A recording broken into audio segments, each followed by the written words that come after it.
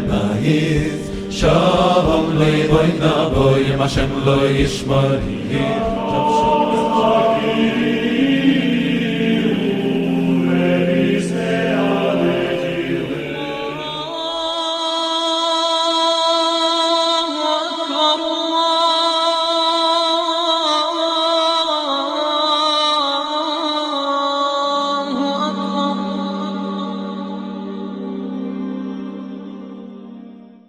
Salam alaikum. Vous avez été nombreux à évoquer le concile de Nicée et Constantinople et à demander une vidéo à ce sujet. C'est donc ce que nous avons fait. Nous espérons que la vidéo d'aujourd'hui répondra à vos attentes. En réponse à certains commentaires sous les épisodes précédents et afin de ne pas se répéter, nous invitons les gens qui ont des incompréhensions à visionner la série depuis le début. Nous avons démontré dans le premier épisode de la série que la porte des prophéties est une argumentation valide en islam. Si vous ne l'avez pas encore fait, nous vous invitons à le visionner. Wa innahu lafi zuburil awwalin. أولم يكن لهم آية أن يعلمه علماء بني إسرائيل. Et ceci était déjà mentionné dans les écrits des anciens. N'est-ce pas pour eux un signe que les savants des enfants d'Israël le sachent? Avant de rentrer dans le vif du sujet, il est essentiel de comprendre l'histoire du christianisme et ce qui en est notable, ainsi que certains de ses événements les plus marquants. Nous avons tous, au moins une fois, entendu un chrétien parler de sa religion. Nous savons tous qu'ils appellent Dieu le Père. On sait aussi qu'ils invitent toujours à l'amour de Dieu, à aimer Dieu, et que le but de la vie est d'aimer Dieu, d'aimer Jésus, qui serait, selon les pères de l'Église, mort sur la croix pour nos péchés. Ce n'est spécifique qu'à la religion chrétienne. Dans aucune autre religion, les mots Père, amour ou Fils sont utilisés à une telle fréquence, ce qui en fait une particularité du dogme chrétien. C'est d'autant plus surprenant que lorsque l'on se penche sur la Torah traduite en français par les Juifs, nous lisons parfois des versets qui parlent de l'adoration. Mais si on compare à l'Ancien Testament dans la Bible française, donc la version chrétienne, pour le même verset nous retrouvons une traduction différente de la version juive. Nous trouvons par exemple le mot amour au lieu d'adoration. Dans le judaïsme et dans l'islam, nous voyons les termes Seigneur, adoration, serviteur, alors que les chrétiens ont les termes Père, amour et Fils. Afin de comprendre le possible malentendu intentionnel ou pas, il faut d'abord savoir que la langue que parlait Jésus alayhi salam était l'araméen, une langue que les occidentaux appellent sémitique. Mais qu'est-ce que la langue sémitique? N'est-elle pas la langue arabe, dont l'hébreu, l'araméen, le syriaque restent des dérivés? Nous parlerons de tout ceci dans un autre épisode, Inch'Allah, si vous le souhaitez. Et dans les langues sémitiques, selon le contexte, le terme fils ou père n'est pas forcément lié à une filiation biologique. Par exemple, nous disons d'un campagnard, fils de la campagne, Ibn al-Badiya. Cela ne signifie pas que son père ou sa mère soit la campagne, ce qui est complètement insensé. Ainsi, lorsque les Grecs ont traduit la Bible dans leur langue, ils ont traduit le terme fils littéralement, sans oublier que les Grecs vénéraient avant le christianisme des dieux que l'on connaît tous par le biais de l'école, les dieux de la mythologie grecque, où ces derniers étaient des divinités qui possédaient des fils divins ou mi-dieux mi-humains, comme Panthéon, fils de Cronos. Le terme fils donc dans la Bible, s'agit-il d'une filiation biologique ou une appellation honorifique? Analysons deux livres de l'Évangile parlant du même événement. Dans Marc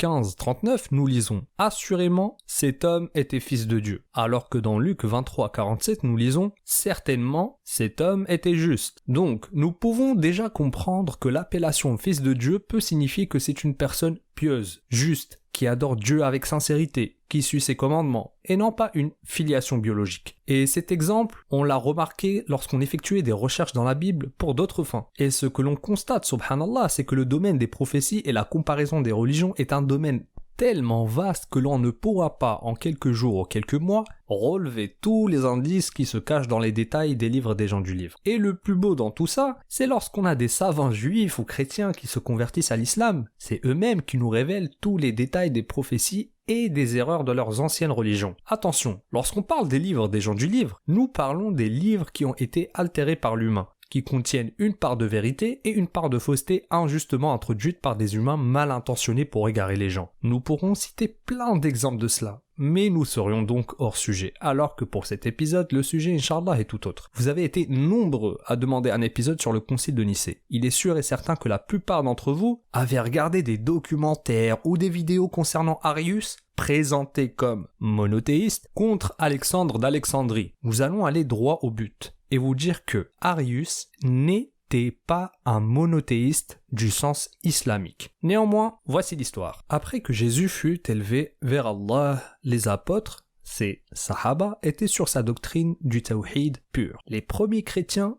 étaient des juifs, et le message de Jésus ne s'adressait qu'à la nation juive. Le christianisme, à ses débuts, était une religion totalement juive. Jésus est issu de la nation juive, comme beaucoup de prophètes avant lui, et envoyé à cette nation même. Il leur apporta un livre, l'évangile, tout comme les prophètes avant lui ont apporté des livres. Nous l'avons dit dans le 2e épisode de la série lorsqu'on prouvait aux chrétiens et aux juifs que Jésus n'a été envoyé qu'à la nation juive. Nous le lisons encore, il répondit « Je n'ai été envoyé qu'aux brebis perdues de la maison d'Israël ». Si vous ne l'avez pas visionné, je vous invite à cliquer sur le lien de l'épisode 2 dans la description de la vidéo. Ainsi, les premiers chrétiens étaient tous juifs. Tous étaient sur la doctrine du monothéisme pur de la ilaha illallah et que Isa est Rasulullah, qui signifie pas d'autre divinité digne d'être adorée à part Allah et que Jésus est le messager d'Allah. Mais entre leur existence et le concile de Nicée, nous n'avons pas assez de références bibliographiques afin d'étudier leurs croyances et leurs paroles. C'est comme s'il y avait un trou dans l'histoire entre Jésus et le concile de Nicée. Les seules références que nous pouvons obtenir aujourd'hui sont toutes basées sur des croyances qui ne peuvent être considérées comme monothéistes. Ceci est sans doute lié au refus de l'avis différent par l'Église et qui consistait depuis toujours à éliminer son adversaire de pensée par tous les moyens.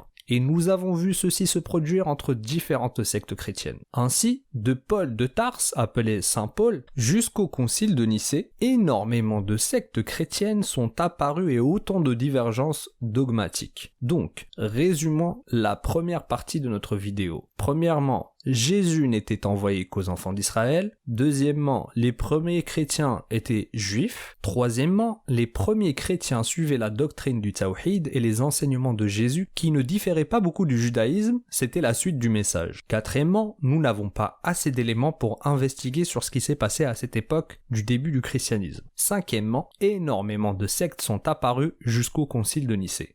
Ainsi, nous allons faire une avance rapide jusqu'à l'avènement de ce fameux concile. Pourquoi ce concile ? En Alexandrie, en Égypte, deux grands avis opposés ont grandi et ont fait un grand schisme dans le christianisme. Un avis soutenu par Alexandre d'Alexandrie, le patriarche d'Alexandrie, qui consistait à dire que Dieu et Jésus étaient une seule personne, mais en même temps, ce ne sont pas les mêmes personnes. Et Arius, qui défendait son avis, qui consistait à dire que Jésus n'était pas la même personne que Dieu, mais que Dieu a créé Jésus avant tout au monde, puis lui a légué le reste de la création. La seule différence entre l'arianisme et le trinitarisme est que les ariens disent que Jésus a un commencement et les trinitaires disent que Jésus n'a pas de commencement car il est égal à Dieu et en même temps non égal. Les deux croyances sont fausses, que ce soit dans la compréhension juive ou la compréhension islamique ou même la compréhension logique de ce qui est Dieu. Car comme vous le savez tous, tout être humain est né sur la fitra du tawhid. Tout être humain a été créé pour adorer Allah. Et nous avons tous cette définition d'Allah en nous-mêmes, que nous soyons musulmans ou pas. Nous avons cette définition que Allah est juste et bon et tous ses attributs. C'est pour cela que dans l'islam,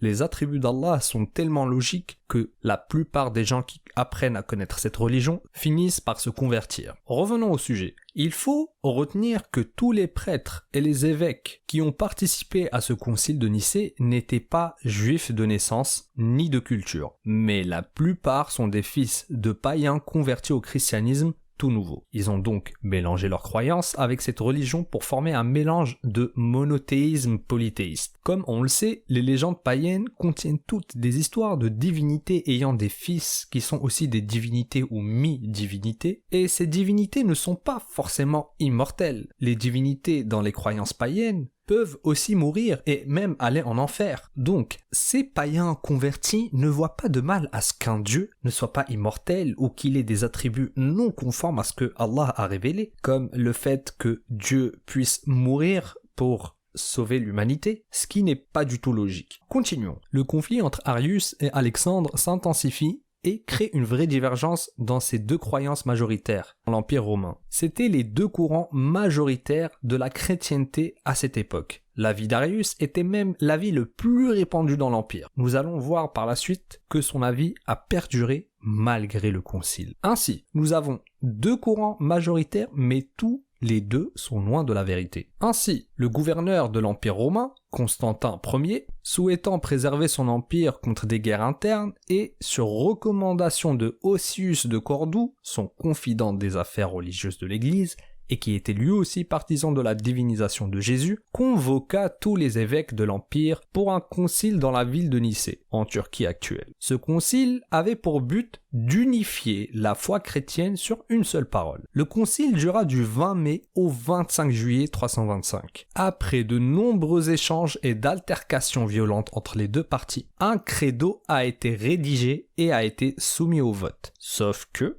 le vote n'était pas libre. Constantin Ier, qui est issu de la religion païenne du Sol Invictus, des adorateurs du soleil, qui signifie le soleil invaincu, ce gouverneur qu'on a défini comme la 11e corne de la 4e bête que Daniel alayhi salam a vue dans son rêve, a déclaré que celui qui refuse de signer le credo sera exilé. Et que contenait ce credo? Nous vous le mettons en image.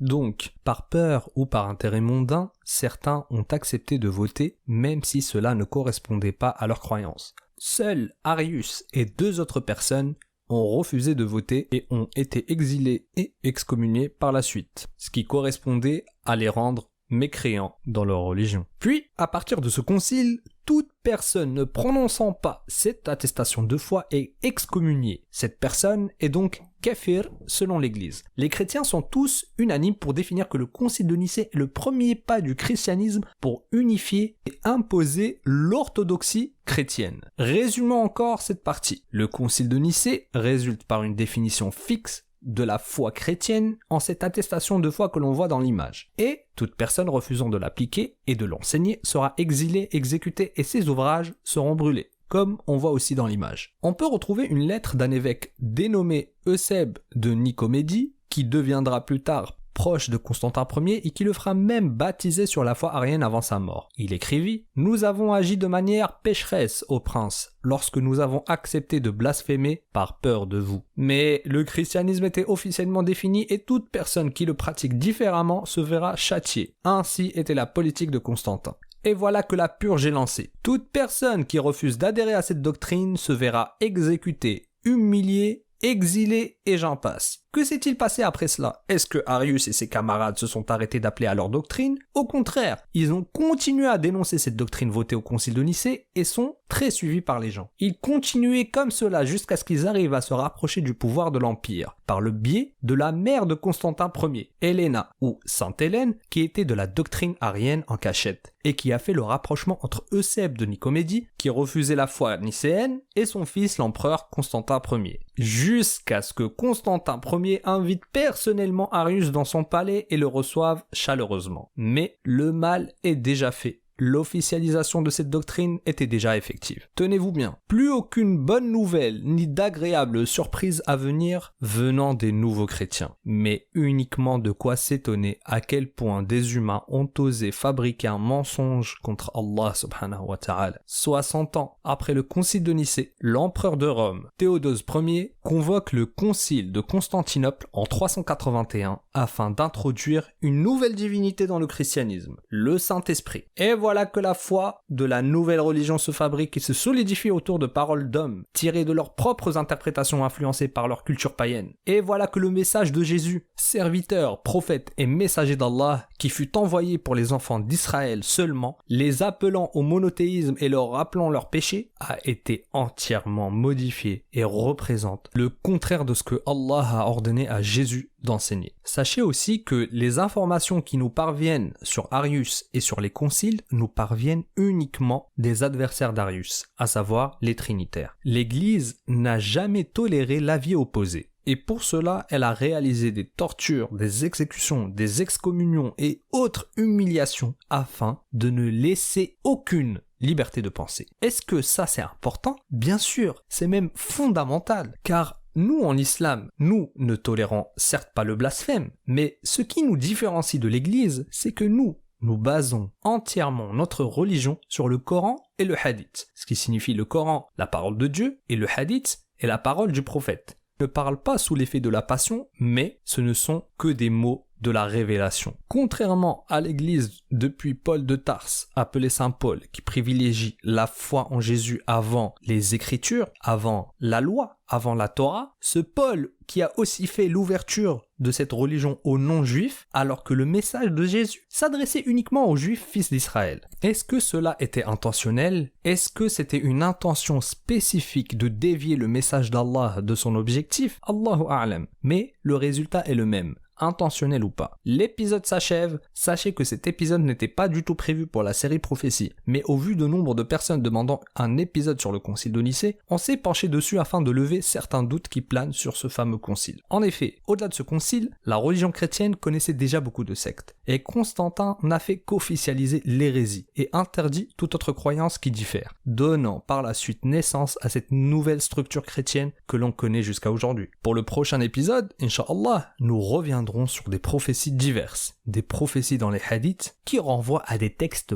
cachés dans les écritures des Ahlul Kitab, des gens du livre, comme par exemple la présence des Juifs à Médine et ce que le Coran en dit, ou encore la présence de Salman al-Farisi, un homme persan qui se retrouve chez les Arabes en quête de vérité, et qui était la personne qui le guida à cet endroit et comment cette personne connaissait cet endroit. Ou encore, la célèbre rencontre de Abu Sufyan, radiyallahu anhu, lorsqu'il était encore mécréant, avec le gouverneur romain qui le questionna sur le prophète. Et comment ce gouverneur connaissait ces détails. Nous parlerons, Inch'Allah, d'autres prophéties, de livres non canoniques, des prophéties présentes dans les livres comme Apocalypse d'Abraham, livre de Moïse et d'autres. Barakallahu fikum, wassalamu alaykum wa rahmatullahi wa barakatuh.